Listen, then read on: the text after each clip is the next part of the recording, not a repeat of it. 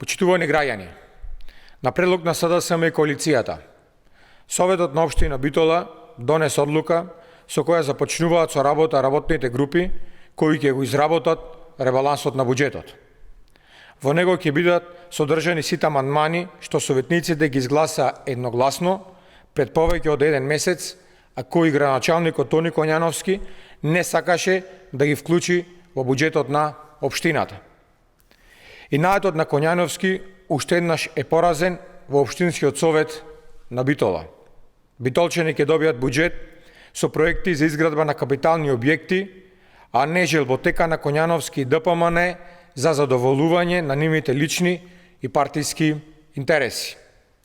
Одлуката на Советот уште еднаш потврди дека СДСМ и коалицијата се во право кога тврдат дека Коњановски нема ниту план, ниту визија за развој на Битола.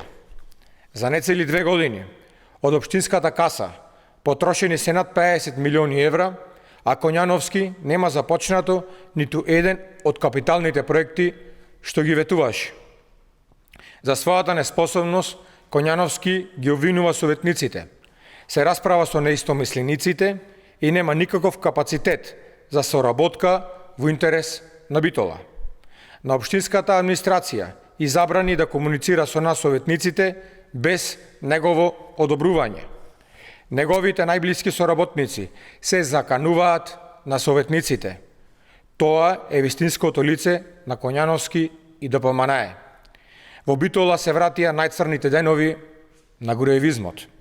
Советот на општина Битола е единствениот бастион кој може и мора да застане на патот на Коњановски и ДПМН.